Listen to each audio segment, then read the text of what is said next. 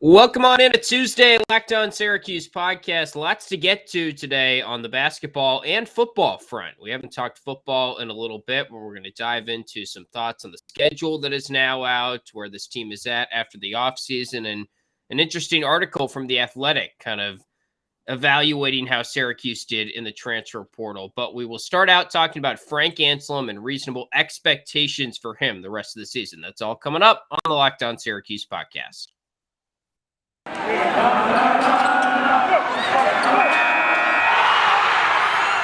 You are Locked On Syracuse, your daily podcast on the Syracuse Orange, part of the Locked On Podcast Network, your team every day.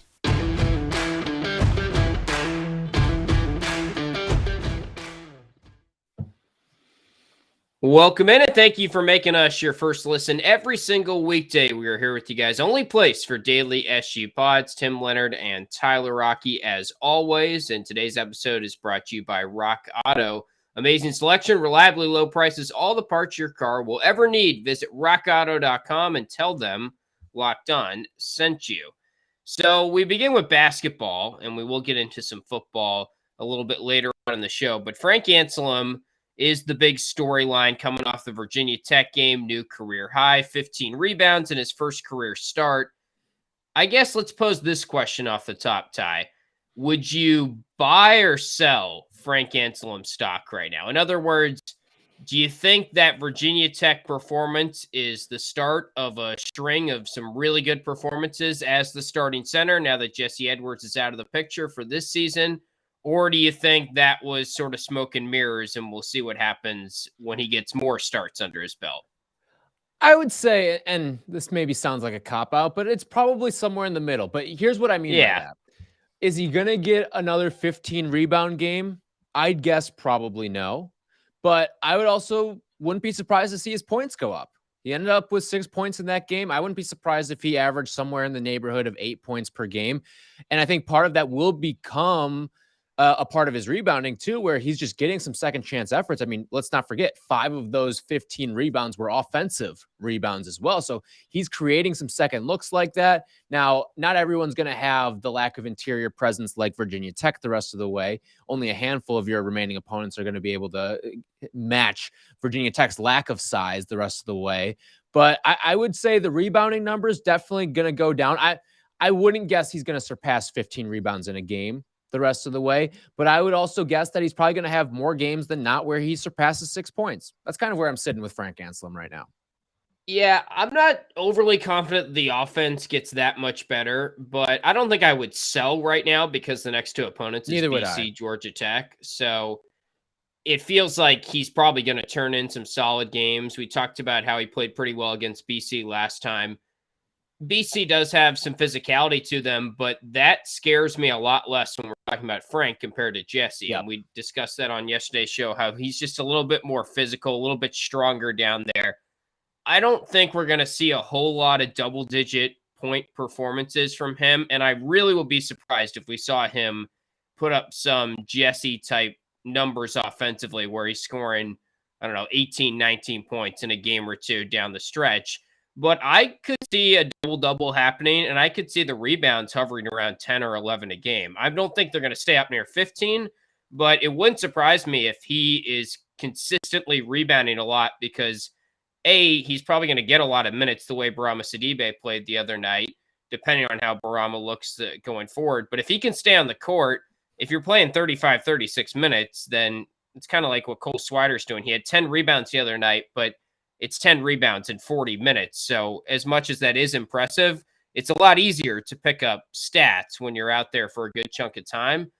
And then B, I just think he's a better rebounder than Jesse is. And Jesse was hovering around 7 rebounds per game throughout most of ACC play. So I expect the rebounding to stay pretty high up there.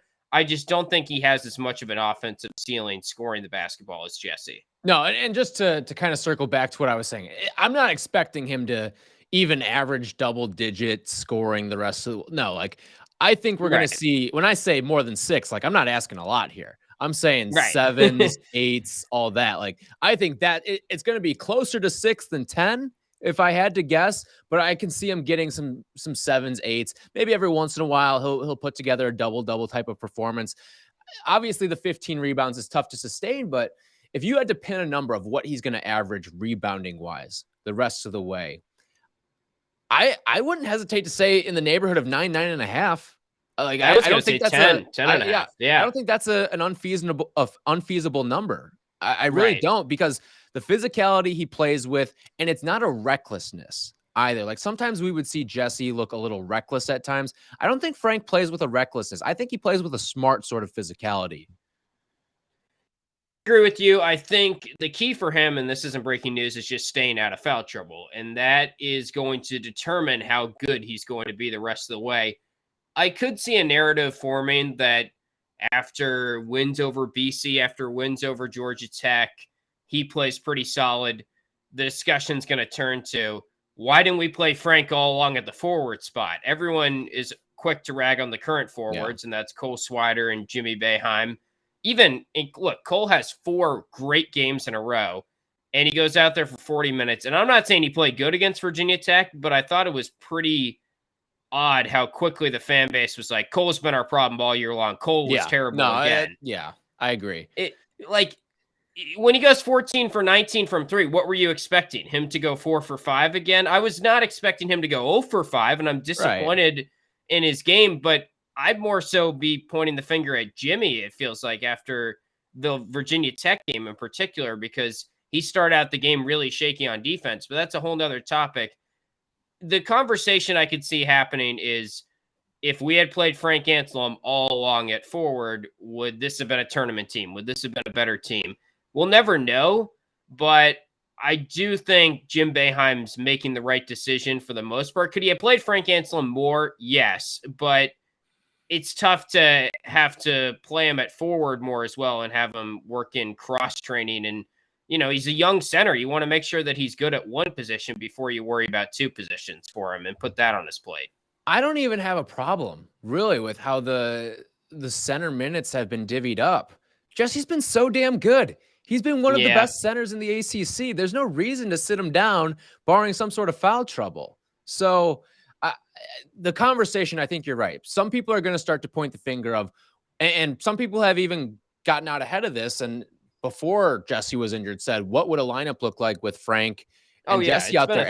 And we've brought it up on this show, and maybe we can flesh it out even more later on in the week. But listen, it's not going to work offensively. Those are 2 guys that have to work block to block. They're not even a guy that you could put at the free throw line to go high-low like a traditional 4. That's just not in either of these guys' arsenals. They're not good enough passers high to low. I don't think they're bad passers. I think they can pass out of the post fine, but that's a completely different skill that you're asking from a high to low passer and a facilitator in that aspect. Frank and Jesse would take away from each other on the offensive side tremendously, and I think it would also hurt some of the other guys as well, shooting the basketball too. You would need one of them to develop an 18-footer if you wanted this to work, and that is not even close to in one of their arsenals right now. Right, and as much as I'm not the biggest Jimmy Boeheim fan, and I know a lot of the fan base isn't, he does some stuff on the court that other guys can't really do, and that's pretty rare in the Syracuse team. A lot of the same certainly players does stuff that Jesse and Frank can't do.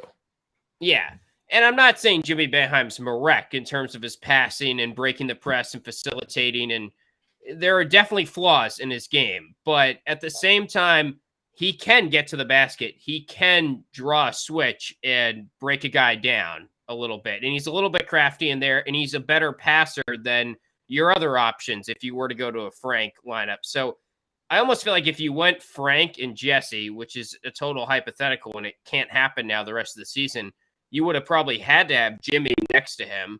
And then it gets into a conversation of, are you really accomplishing much? To me, Cole was not great, but he's a better option than Jimmy Boeheim throughout most of this year. And that's also coming off a stretch where he has been shooting the ball well, but we've laid it out a lot. If Cole Swider plays well, Syracuse plays well, and it's tough to take him out of the game for too long. So I just don't think the Frank Anselem at the forward works as much as people would like it to work.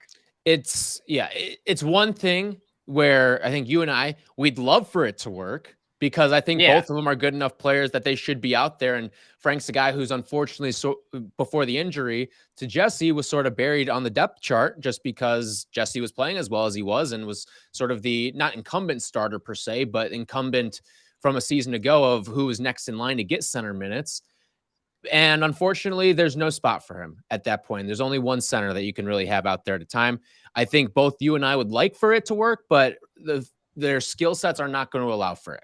So you're kind of stuck with what you got. And we're not going to see it the rest of the season, obviously now, but maybe it would have been nice to have seen it at least for a couple minutes here or there, or when the season was really in a tailspin, try out some new things in sort of the nature of just throwing stuff at the wall and seeing what sticks. But that's not really how Jim Boeheim operates, I guess. Yeah, and I don't even think it was.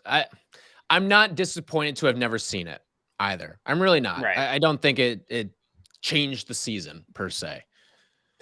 All right, well, we will dive into some football stuff in just a second, and I know football season might be over for most in terms of a betting perspective, but basketball is in full steam for both pro and college hoops, and from all the latest odds, totals, player performance props to where the next fired coach is going to land, betonline.net is the number one spot for all your sports betting needs. BetOnline remains the best spot for all of your sports scores, podcasts, and news this season. And it's not just basketball. BetOnline.net is your source for hockey, boxing, and UFC odds, right to the Olympic coverage and information going on right now. Head to the website today or use your mobile device to learn more about the trends and action. BetOnline, where the game starts. So let's start with the conversation of the offseason. We've talked about this a little bit, but put out a poll on our Twitter page yesterday talking about what grade would you give this Syracuse football offseason to this point. I'll go through the results real quick. The options were A, B, C, and D. B is leading the way, 48.4% of the vote as of us recording. A in second place, 23.7%. C, 19.4%. Pretty close to A there in third place. And then D at 8.6%. I would say it's an A. And I'm a little surprised that B is that much ahead. I would have guessed that B would be leading, but to me, when you consider what they did in the transfer portal, plus the biggest thing for me is just addressing the offensive coordinator position and hitting a home run in that regard. When my biggest concern going into next season is how much are we going to see an improvement from Garrett Schrader? I think they addressed that position, offensive coordinator, with that in mind, and we're going to see as good of an improvement as we could possibly see from one coach stepping in and helping out a quarterback in like Garrett Schrader now, the way that they went out and got Jason Beck at the quarterback position and quarterback coach position and Robert Anaya at offensive coordinator. That's what really excites me. So I would give them an A. What would you say? So I want to break it down into two parts here when I talk about the offseason for this team. I think your imports, you're right. That's an A. When you talk about the coaching staff, bringing in a guy like Elijah Clark, Jawan Price is a guy that I'm kind of excited about too. I think your exports, though, are something you need to look at here because some of the players that you lost between Taj, Jeff Canton-Narku, Luke Benson, I think you lost a lot of talent. And I also want to say there's one major thing, too, why I can't get to the offseason as a whole as an A. You didn't bring in any offensive linemen. And offensive line is a glaring issue for this team. You're going to need to address that. This team could have looked a lot different because when you give some of these quarterbacks time to throw, and in a lot of these systems, especially at the college level, you need time to throw. You need 4 or 5 seconds to let things develop. Why do you think the number one critique of rookie quarterbacks is they hold on to the ball too long? It's because they're used to having all the time in the world to throw and let plays develop, and then they just let their arm talent shine. I can't get to a full A for this team as a whole on the offseason without addressing the offensive line. It's just too critical of a part. And I think you needed to address the defensive line too. Yeah, I think that's the bigger issue. You lost a lot on that defensive line that was really good a season ago. So if you're not going to address the game in the trenches, you're going to lose football games as a result of that.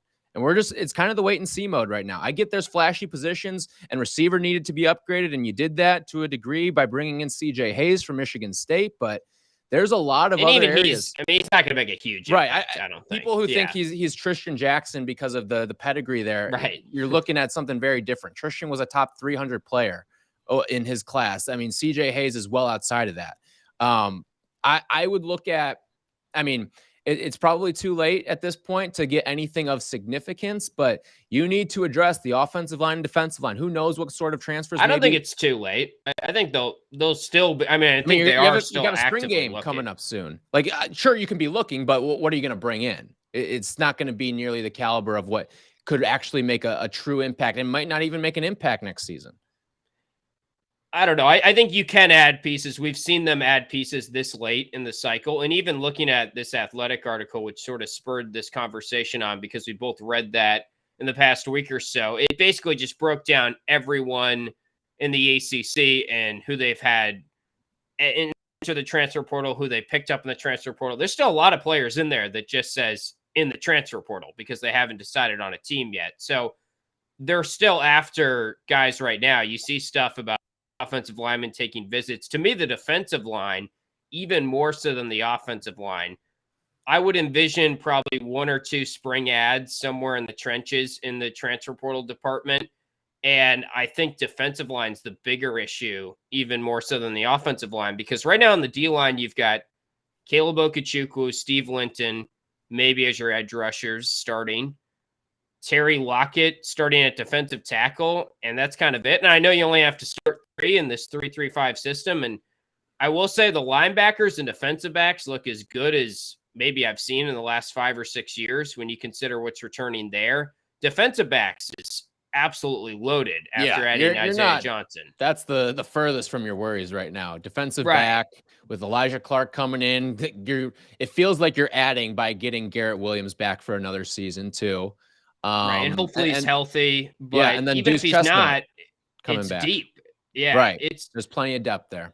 Like Deuce and Garrett Williams is maybe the best corner duo in the ACC, and I don't think that's a stretch. And Mikel Jones, Steph Thompson, Marlo Wax at linebacker, they kind of got to figure out that 4th spot with Jeff Cannon-Arco going to Memphis. But those top 3 are, top 5 or 6 in the ACC. It's definitely upper tiered. It's better than it has been in the past. So that's the good news when you factor in that the defensive line is definitely down.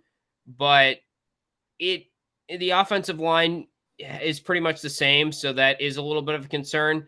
The whole logic on why this team might be better, though, just comes down to not so much the pieces around Garrett Schrader are going to be better because they're pretty much going to be the same, if anything, a little bit worse.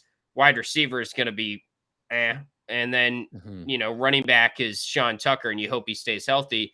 But the logic is Jason Beck comes in and he helps Garrett Schrader. Robert and I comes in, and our biggest critique last year, and the thing that we came on this podcast about so much after games, was yelling at Sterling Gilbert, for lack of a better phrase. Like, that's what really got us frustrated, was the offensive play calling. So if it's better, then maybe that's good enough to get you to a bowl game.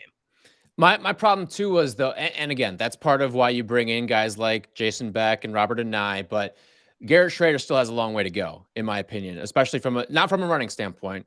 We've seen what he can do from a running standpoint. He's one of the best rushing quarterbacks in the ACC, but from a throwing standpoint, he might be the worst quarterback in the ACC. And that's the problem right now. There's a lot of mechanical fixes that need to take place there.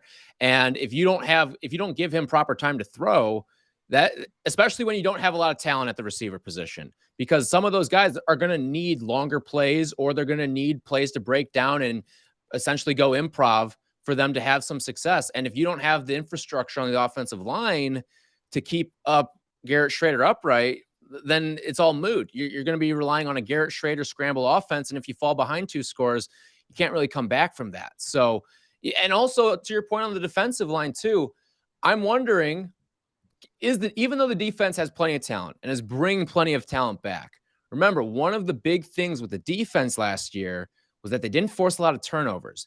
That was a unit. And when I hear that, that means it's a unit that's led by its defensive line. And if those guys aren't getting after the quarterback, whatever the new crop brings in, whatever that front 3 is going to be, plus an edge rusher, whatever, if they're not getting after the quarterback at a suitable rate, I'm wondering if the defense is actually going to take a step back, or The other way that they can have success is they have to become a turnover dependent defense. Right. So, and that's tough to rely on game to game. It is. And I think when you look at the trend, I feel like turnover should go up this year because they were up, then a huge drop off, right? So somewhere in the middle is probably where Syracuse falls. I'm not saying they should leave the country, but they went from top 10, top 20 in the country for 2 or 3 years in a row. And the first couple seasons of the 3-3-5, it was still producing turnovers, or I guess the first season, even though the defense was bad. And then last year kind of had a dip. But all right, we'll get into the schedule in just a second and have some more thoughts on football. But this episode is brought to you by Rock Auto. With the ever-increasing number of makes and models, it's now impossible for your local chain auto parts store to stock all the parts you need. So why endure often pointless or seemingly intimidating questions like, is your Odyssey an LX or an EX? And wait while the person behind the counter orders the parts on their computer, choosing the only brand their warehouse happens to carry. You have computers with access to rockauto.com at home and in your pocket. Save time and money when using Rock Auto. You can go to their website, which always has very reliably low prices for every customer. They have everything you could ever need. I've used their website several times. Very easy to use interface, and it's a family business serving do-it-yourselfers for over 20 years now. So go explore their easy-to-use website. Find the solution to your auto parts needs today. Go to rockauto.com right now. See all the parts available for your car or truck. Right, Locked On in their How Did You Hear About Us box so they know that we sent you. Again, put Locked On in their How Did You Hear About Us box so they know that we sent you. Amazing selection, reliably low prices, all the parts your car will ever need. Just visit rockauto.com. So the schedule came out, I don't know, a week and a half ago now, and we haven't had a ton of time to talk about it because, well, we've been busy with basketball stuff, but it is kind of a daunting schedule from the standpoint of you got this run after you come off the bye week starting October 15th at home against NC State. I'll just read it off, and I'm sure a lot of people know what I'm talking about, but to say it again, even NC State at home on the 15th, at Clemson on October 22nd, Notre Dame at home October 29th, which is a cool game. It seems like Syracuse turned down some money that could have been there if they were to play that game at MetLife like they sometimes do against Notre Dame, but we get to see Notre Dame at home for the first time since 2003. At Pitt on the 5th after that, and then even if you want to continue, like Florida State's always a pretty talented team at home. It's one of the more winnable games, but Wake Forest is all of a sudden good. That's November 19th. So the Atlantic is becoming a tougher and tougher conference. And the way I look at the way the schedule sizes up right now is there are some games in there that are absolute must wins if you have to sort of path out a way to get to that magic number 6 and get back to a bowl game. Well, even if you go beyond that to close out the season at Wake, at BC, that's no cupcake walk either, especially when you consider the team that you're working with here in Syracuse. So I don't even like the way the season starts, to be honest. I mean, Louisville has been a team that has just kicked the you-know-what out of you the last couple of years. Like, the thing about Louisville is they have been a major letdown game for you. Syracuse was playing with a lot of momentum this year, and they go and take on Louisville in a game where you're thinking, all right, like, this could be the one that starts the bowl. And this started the losing streak for Syracuse. You lost 41-3 in that game. It was the least competitive game you played in all season long. And then the year before that, it was probably one of the least competitive games you played in all season long too.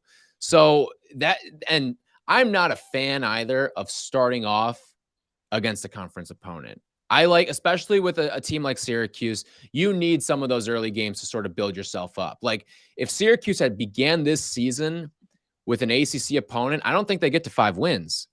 They probably, and I think that's an important part of your process of building up is going through some of these, and there's not a lot of easy games on the schedule either. Like people can point UConn and Wagner are easy. Well, and yeah, Wagner should be, but UConn's a different team now. I mean, you're not going to have the coaching advantage in that game against Jim Mora. So that to me, and you're on the road for that, like who knows what happens. They still should win that game. Though. You should win that game, yeah. But with this team, there's no promises on anything. And then Purdue, I think Purdue's going to be an interesting game because we've made this comparison of we look back to the hiring cycle with Dino Babers, and I think we compare Syracuse to a couple of programs that made hires in that year, and one of them is Purdue. And Jeff Brahman, he's got Purdue looking steady year after year, getting them to bowl games and stuff like that. Meanwhile, Syracuse hasn't delivered that, but both coaches are still in their respective spots too. So it's not going to be an easy schedule, certainly. I mean, once you get out of that bye week too, I mean, there's a chance that out of the bye week you offer. Like there's a legitimate chance. Again, it's the ACC, it's football, things can happen, but that's a lot of tough games in a row. And if you start to get demoralized at a certain point, guys start checking out, this season could go off the rails pretty quickly once you get into October.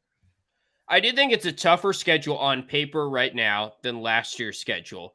But I will say, as someone who loves to play this schedule game, I will also admit that we do this every year, right? Where you go through the games and you say, oh, that could be a win, that's a loss. And you try and play the percentages of a game, say on October 29th against Notre Dame or November 12th against Florida State.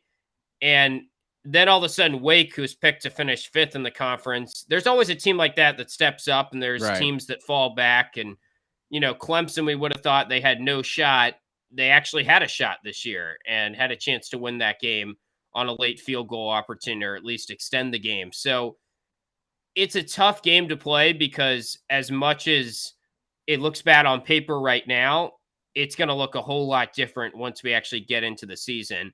But I do think this team is capable of getting to 6 wins. When you consider that they won 5 games last year and they should be better, the ACC is probably going to be better, though. So I look at those early games as really important because you want to have at least 2, well, I should say at least 3 wins, I'd say, before you get into that tough stretch to have any chance of making a bowl game. Because Louisville and Virginia, your first 2 ACC games, I think you have to win one of those 2. I think Virginia is a pretty winnable game considering they'll be making a change in a coaching staff. They've lost a lot of pieces.